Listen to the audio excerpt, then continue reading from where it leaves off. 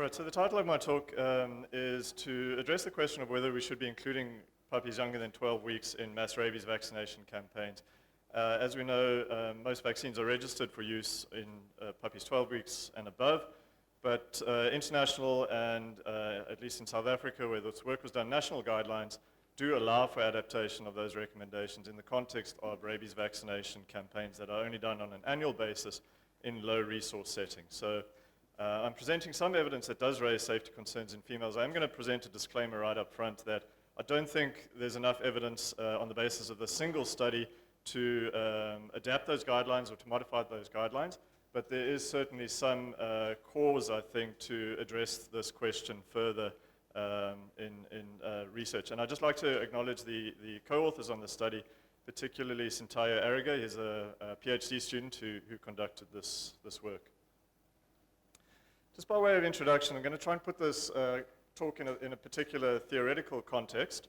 I don't think this statement is news to anybody here, that vaccines work by stimulating the body to produce a rapid and specific immune response in recipients upon exposure to infection by a particular pathogen. So you vaccinate a dog against rabies. If that dog gets exposed to the rabies virus, that dog is then able to mount a very rapid and specific immune response that eliminates the virus before it is able to establish an infection.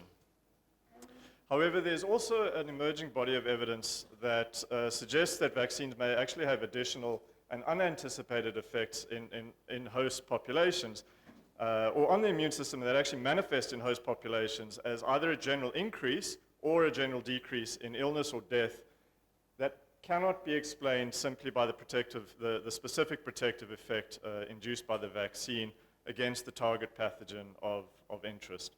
So, for example, this is fairly well studied in children with the BCG vaccine. Children that receive BCG vaccine at birth have better survival rates than children who do not receive BCG vaccine at birth, and that these increased survival rates cannot be explained by a reduction in mortalities due to tuberculosis alone, which is the specific disease that the BCG vaccine protects against. Conversely, there is also evidence that receipt of certain other types of vaccines may in fact increase mortality rates in populations, even though they protect against the specific target pathogen of interest. And this theory, or this body of evidence, is known as nonspecific effects of vaccines. So this theory of nonspecific effects of vaccines makes the following propositions based on the empirical data to date. First of all, that these nonspecific effects may be beneficial or detrimental, with beneficial meaning we increase survival or reduce mortality rates, or detrimental meaning that we actually increase mortality rates in these populations. And that whether an NSE is beneficial or detrimental is determined by the type of vaccine. That live vaccines, such as the BCG and measles-containing vaccines, actually have beneficial nonspecific effects. And then far more controversially, that non-live vaccines, in other words, killed or inactivated vaccines, such as the DTP vaccine, may have detrimental nonspecific effects. In other words, reduced survival rates in populations that receive those vaccines. And just by way of background, the rabies vaccine that we use in animals and although it's a different vaccine in humans, both of those rabies vaccines are inactivated or non-live vaccines.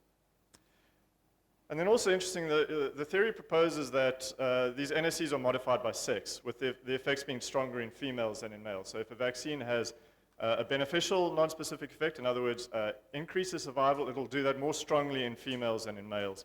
Whereas a vaccine has a detrimental effect and increases mortality rates, it'll do so more strongly in females than in males.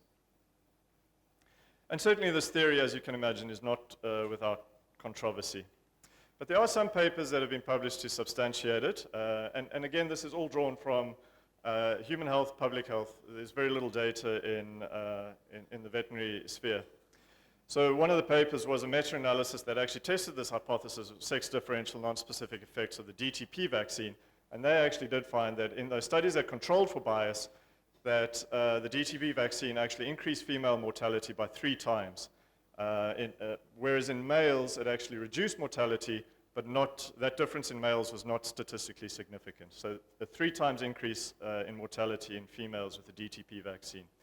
And more recently, the RTSS malaria vaccine, the safety studies are suggesting an increase, an association with increased mortality in girls in that. So we have looked at this a little bit with rabies vaccine, and interestingly, our earlier study, this study over here, the bottom study, it's not a touch screen, sorry. This study, we looked at this, but it was an observational study, and we found that owner-reported rabies vaccination, so if a dog had a history of owner report of rabies vaccination, it actually had a better chance of survival. So overall rabies vaccine in that study was associated with a decreased all-cause mortality in dogs. In other words, a beneficial non-specific effect. However, we were aware that that study had certain limitations, mainly because it was observational. It was not designed to address the question of cause and effect. So there were certain biases and confounders we were concerned about.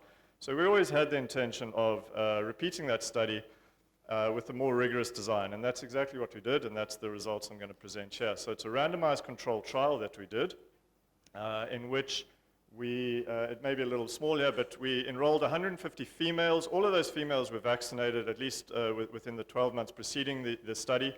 They gave birth to 706 puppies. Between a third and a half of those puppies died or disappeared over the period. Our study started at 6 weeks of age, so this is day 0 in the study, at which point the remaining 358 puppies were randomly assigned to either receive an injection of sterile water or a single injection of the same volume of rabies vaccine. Important to note, owners were actually blinded. They didn't know which vaccine the puppies had received, and this was done within litters of puppies that received, randomly assigned either to the sterile water group as a control or the rabies vaccine. So a single subcutaneous injection of either substance. So we ended with 33 deaths in the sterile water group, 47 deaths in the rabies vaccine group. This was over a 7-week period after enrollment. At 6 weeks, day 0 in the study, we followed those puppies till they were 12 weeks old, 49 days in the study. And I should just mention that these effects, these non-specific effects, are only really evident in very high mortality populations. So this was a very high mortality population, owned free-roaming dogs in South Africa, the same population where we had done the observational study previously. So getting to some results. The results were surprising, to say the least. And I just want to focus initially on the group that received the control, the injection of sterile water. What we have here is a survival curve, which I'll explain in a second, showing survival in females, which is this dark line here, and then survival in males, which is the lighter gray line over here. So what we have on the y-axis is survival probability over that 7-week period, with day 0 being the day of injection, and going up to day 49, which is the end of follow-up. And what we see is the steeper the curve, the poorer the survival. In other words, the higher number of deaths. Every time a dog died, this curve goes down. So we actually see a very flat survival curve in females. Females had better survival rates than males, at least over this period of this study. That was the first interesting observation. Second interesting observation, when females are vaccinated, their survival rate goes down. So in this darker dotted line is the survival curve of the vaccinated females. And you can see here there's a big difference between the survival rates of vaccinated versus unvaccinated females. And then survival rates of vaccinated males slightly improved over the survival rates of unvaccinated males. So very much in line with what that group reported in the meta-analysis for the DTP vaccine. Poor survival rates in females, slightly enhanced survival rates, but not statistically significant. For those of you who are more statistically inclined, as the actual numbers that are associated with that study, what I've reported here is the hazard rate. So this is now the inverse of the survival. This is the risk of death or the hazard of death over that 7-week period. And what's important here is also, in terms of statistical significance, is this 95% confidence interval. So do pay attention to the number in brackets here as well, because essentially what we're saying with the hazard rate is if that number is above 1, the group that we're interested in has a higher hazard of death compared to the reference group, which in this case was the female. So here we can see that within the sterile water group, males had a 3.7 time increased hazard of death over that period compared to the females in that same group. And important to note that as long as those confidence intervals don't span the value of 1, because if it's a value of 1, means that there's no difference between the two groups. So that's how we infer statistical significance in this case. And really the important values here are that one there. So this compares within the sexes receiving rabies vaccine to receiving an injection of sterile water. Your risk of death, 3.09 times increased risk of death or hazard of death in females. And that result was statistically significant, whereas we see here in males that a slightly decreased hazard of death, but not statistically significant. So that those confidence intervals span the value of 1. So certainly reflecting what was found with the DTP vaccine in children, but at this point I would like to sound a note of caution because it is a single study. I do think we need to repeat it. There were some limitations to the study. I didn't show in that flow diagram. A number of dogs were reported as lost or stolen. And we've always been a little bit cautious when owners report dogs as lost or stolen.